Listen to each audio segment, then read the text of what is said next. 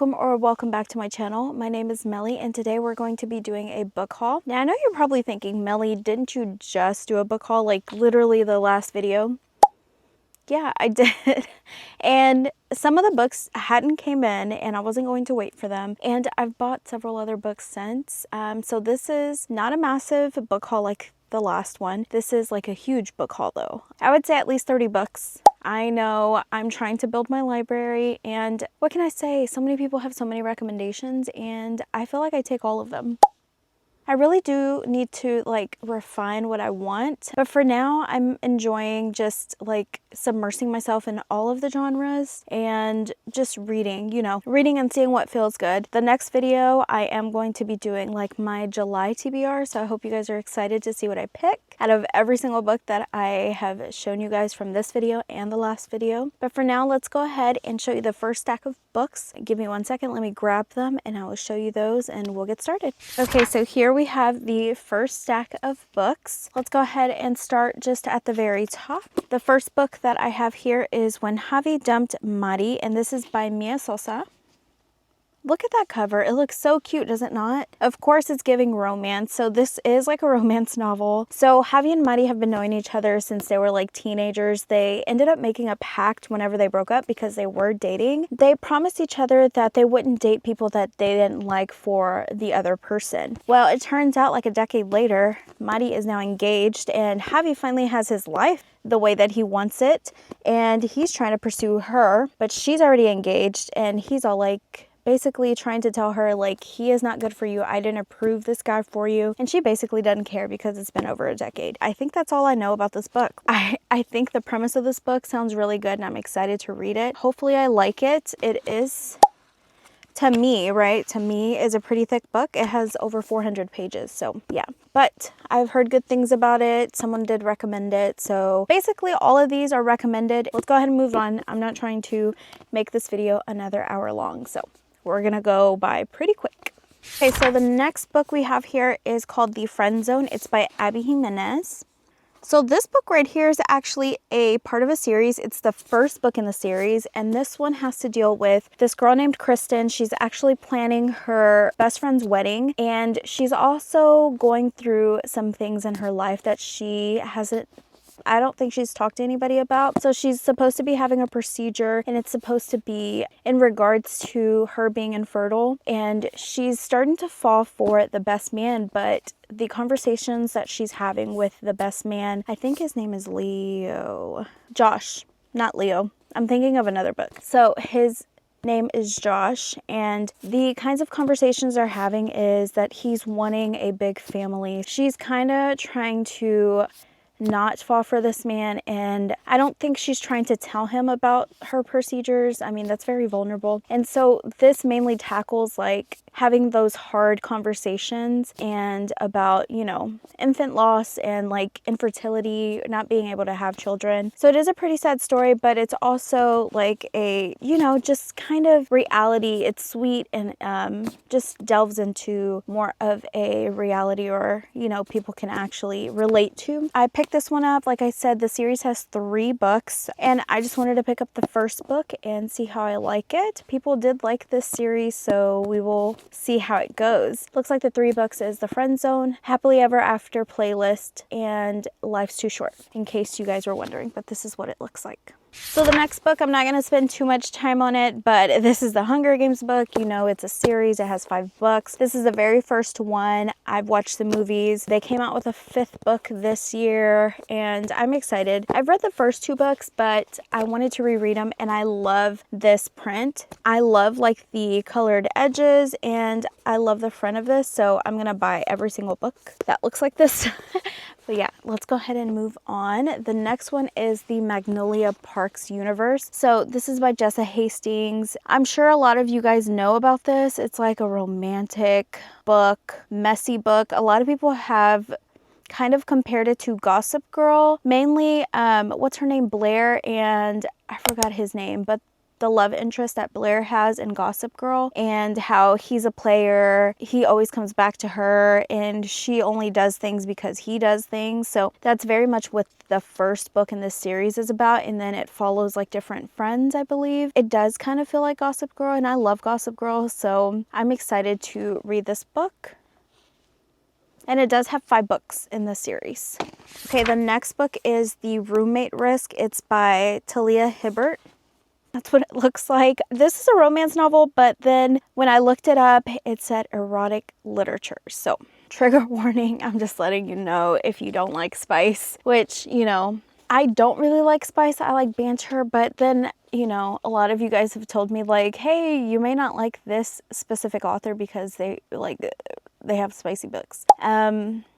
So maybe, you know, we all have different levels of spice, so maybe it'll be okay. I don't know, but I picked it up. Someone recommended it. I think it was Kalila here on YouTube. I picked it up. There's nothing I can do, and hopefully I like it. The next book that I have here is We Used to Live Here. This book is by Marcus Claiwer. So this one is about a queer couple who flip houses. They went ahead and bought this old house. They got it for a great price. They were very excited. So Eve stays at home and she's like prepping the house. Then she suddenly gets a knock at the door and it's a family. The man is asking to come inside because he says that this is the home that he used to live in and he would love to show his kids and his wife where he grew up. So Eve is like very hesitant. She tries to give Charlie a call, which is her partner, and Charlie doesn't answer. So Eve is all like, okay, fine. You know, she's having some thoughts about it, but she's like, you know what? I'm just going to let them in, you know, what could go wrong? Well, things start going wrong. Apparently, Charlie goes missing and she doesn't know where Charlie is. And then the family's little girl goes missing in the house and just crazy stuff starts happening. I heard this was like a 5-star read for some people, so I went ahead and grabbed it. We'll see. I really like the cover and it is a hard book.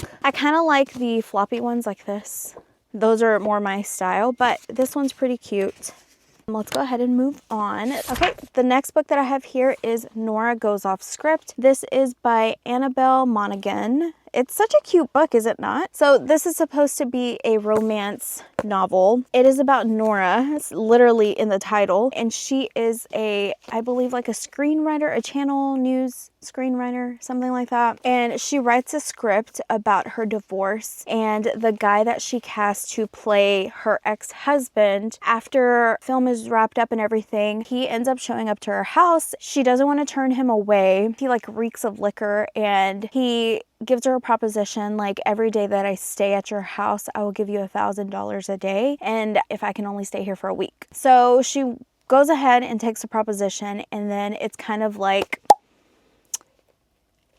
it's a romance novel. She starts falling for him, or maybe he starts falling for her. Maybe they both start falling for each other. I don't know. I gotta read the book. That is what this book is basically about. And then the last thing that I have in this stack is the Acitar series. You guys have talked about this through and through. A lot of my friends have talked about it. So this series is basically a romantasy and it's about fairies and stuff like that. So I'm excited to read it. I have heard that some of this is very spicy in some of these books, but I'm excited to see if I like it. And it's a series that a lot of people said that they gobbled up. So that's all I'm going to say about this. I don't know too much about it besides fairies and erotic or like fairies and spice. Now we have the next couple of books that I want to talk about. So the next couple books, this is a duology. This one is called Ninth House, and this is by Leigh Bardugo. This is the second book in the duology. It's called Hellbent. It's kind of a creepy, what is this called? You guys know what I'm talking about. The front cover is creepy. I mean, I don't know much about these besides that it's a dark fantasy and it's like thriller and mysterious. That's all I know about these. Heard they were really good. The next book we have is part of a series. It's a 4-book series. It's part of the Sugar Lake series, and this is called Beneath the Stars. It's by Emily McIntyre. Look at that cover though. Is it not beautiful? I don't know anything about this besides it's about romance. Have no clue about these people. But I'm excited to read it, but this book is thick. I'm just gonna let you know right now. It looks very thick. If I end up liking that book, I'm excited to get the rest of the books. Next we have Next Door Nemesis. This is by Alexa Martin. This book for sure is enemies to lovers. It's about this girl. Her name is Colin, and she's running for like HOA presidency. And this guy right here, they have been like duking it out since high school. They have been nemesis since high school. She decides to run for president or HOA president. He does as well. A lot of things go on. I think it's enemies to lovers, so they end up together or something. That intrigued me, and this is a smaller book, as you can see. So I'm excited to see how it goes.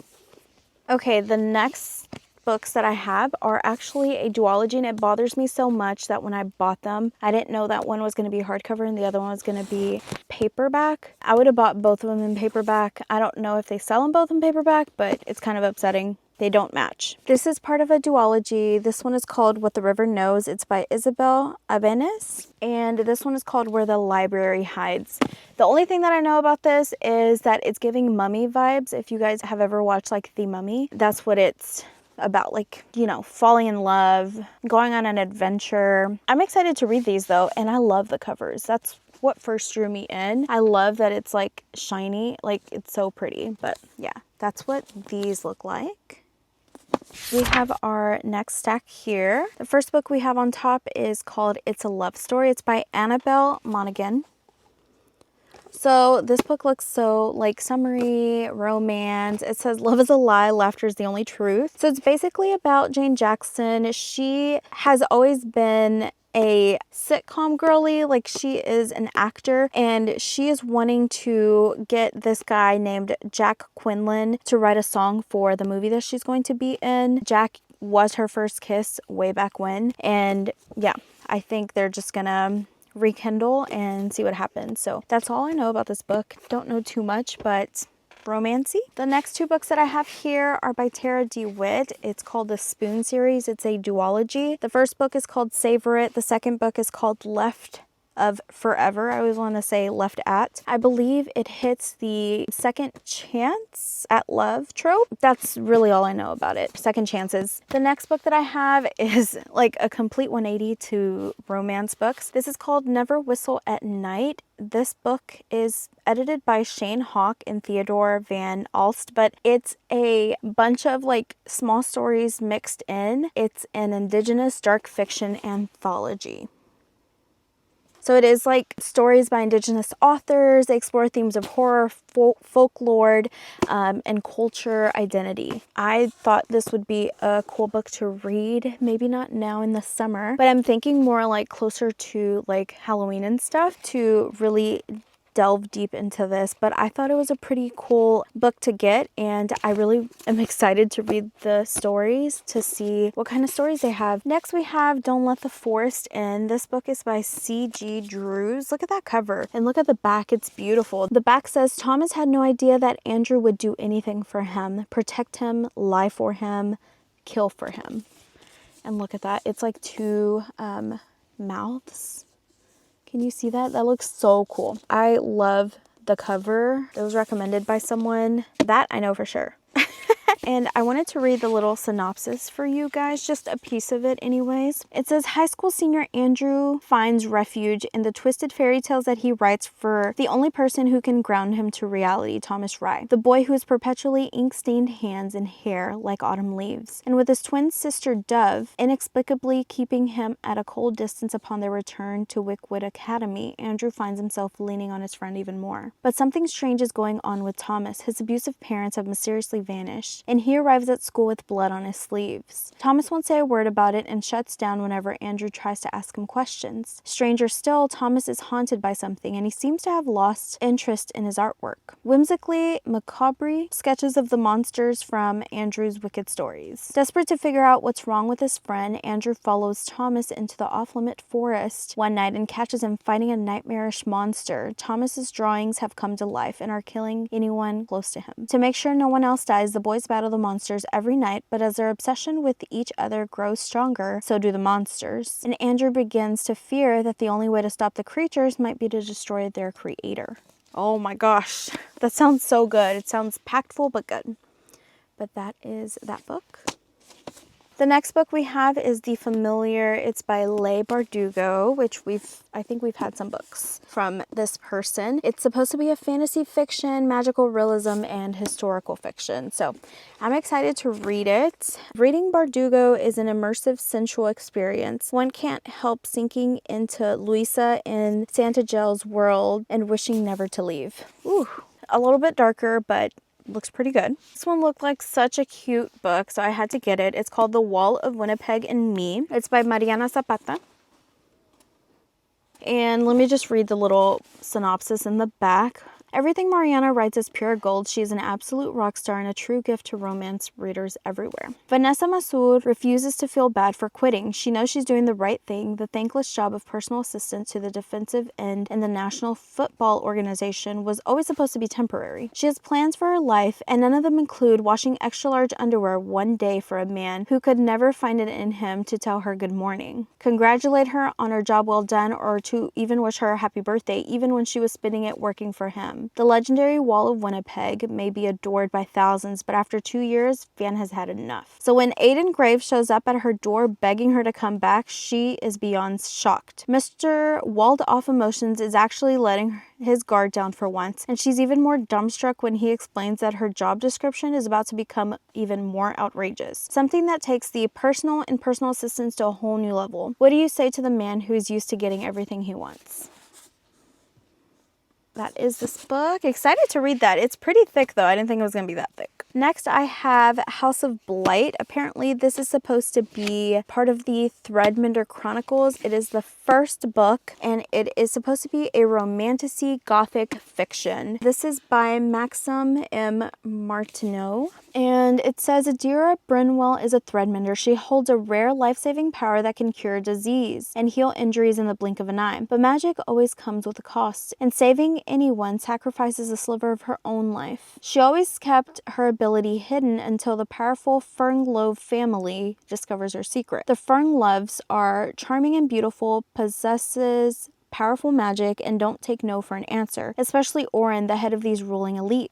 When Adira's brother unexpectedly contracts Blight, which is an incurable virus killing people throughout the town and an illness too strong for her to heal them both, Orin offers to help. Together at his estate, they'll research a cure while Orin slows their sickness and Adira hones her magic. His kindness and honesty surprise Adira, as does her undeniable attraction to him. But other Ferngloves are suspicious of her power and may be more dangerous than the ever-present disease. The longer Adira stays within the confines of Fernglove Manor, the more the family's pristine exterior begins to crack, until Adira discovers a terrifying secret and must choose whom she will save and at what cost. That's so cool. I wish there was some photos of them in general, because I love whenever they're descriptive and there's like a photo of like the people. That is this book. I love the cover too, and this one just came out.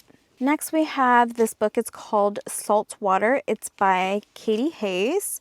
This is supposed to be a thriller, mystery, suspense, psych thriller book. Let's read just a little bit of this one. In 1992, Sarah is found dead below the cliffs of Capri, leaving behind her 3-year-old daughter, Helen. Despite suspicions that the old money Lingates are involved, Sarah's death is ruled an accident. And every year, the family returns to prove that's true. But on the 13th anniversary of Sarah's death, the Lingates arrive at the villa to find a surprise waiting for them. The necklace Sarah was wearing the night she died. Haunted by the specter of the night, the Lingates find their legendary unity pushed to a breaking point. Enlisting the help of family assistant Lorna Moreno, Helen plots her escape from her paranoid insular family. But when Lorna disappears and the investigation into Sarah's death is reopened, Helen has to confront the fact that everyone who was on Capri 30 years ago remains a suspect. Her controlling father, Richard, her rarely lucid aunt, Naomi, her distant uncle, Marcus, and the 3 circle of friends, visitors, and staff. Even Lorna, her closest ally, may not be who she seems. As long-hidden secrets about the night boil to the surface, one thing becomes clear. Not everyone will leave this island alive.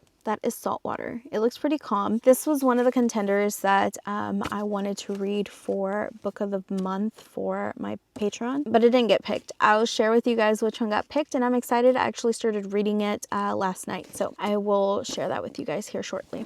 So I do have the last stack of books, including the book that I'm reading with my Patreon members, but we're going to talk about that one last because it may be a tad bit long. Let's go ahead and tackle this big stack and we'll be done. So the first book that I have in this stack is Eleanor Ophelia is Completely Fine. It's by Gail Honeyman, not Honeymoon. So this is a romance book. It's about the main character, Eleanor. She struggles with like social skills, and then she meets this like bumbling IT guy. His name is Raymond. I think it's like romance. She starts to like fall in love with him, and he's the only one that kind of understands her. Yeah, this sounded really good, and I feel like it's gonna be like a main character driven book. I'm excited to like be in Eleanor's head and see how she thinks and perceives the world. That is this book. I love that they didn't give her a face also. Like, I really do like that. Next, we have One of the Girls. It's by Lucy Clark. I really like this book cover right here. It's so cute. It's not supposed to be cute. It's like mysterious is what I mean. We were dying for a holiday, but which one of us would kill for it? The 6 of us arrived on the beautiful Greek island, dreaming of sun-drenched beaches and blood-orange sunsets, ready to lose ourselves in the wild freedom of a weekend away with friends. This was another book that I went ahead and put as a contester for the book of the month for July, and it did not win. I really do like this book. This book is really thick though. Yeah, it's 450 plus pages, so maybe that'll be something we can read like in the colder months. I'd be excited to read that. Next we have One Golden Summer. This is by Carly Fortune. So this book is a romance novel. It's a coming of age story, and basically she comes back every summer to a specific spot and she sees the guy in the boat, as you can see right here. And I think she saw him the summer before, and now she is wanting to know more about him, I think. If I remember correctly, that's what I remember reading, but I'm excited. It says, I never anticipated Charlie Florek. Next we have 20 Years Later. This is by Charlie Dunley. Look how cool that front page is. Isn't that so cool?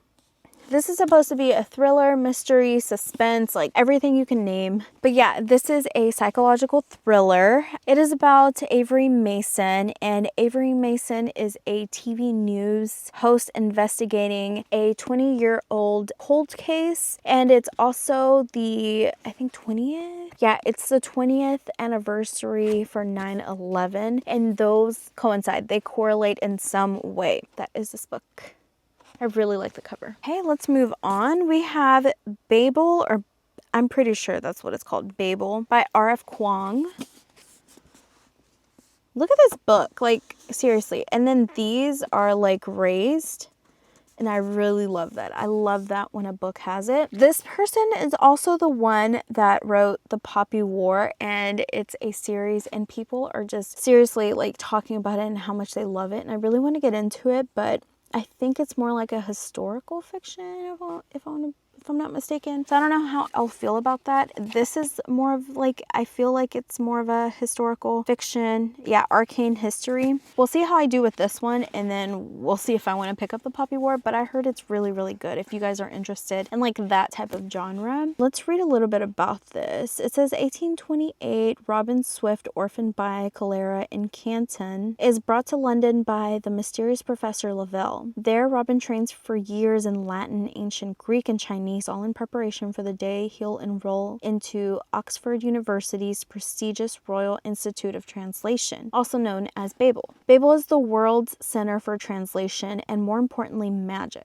Silver working, the art of manifesting the meaning lost in translation using enchanted silver bars, has made the British imperiled in power as the arcane craft serves the empire's quest for colonization. For Robin, Oxford is a utopia dedicated to the pursuit of knowledge, but knowledge obeys power, and as a Chinese boy raised in Britain, he realizes serving Babel means betraying his motherland. As his studies progress, Robin finds himself caught between Babel and the shadowy Hermes Society, an organization dedicated to stopping imperial expansion. When Britain pursues an unjust war with China over silver and opium, Robin must decide. Can power institutions be changed from within, or does revolution always require violence?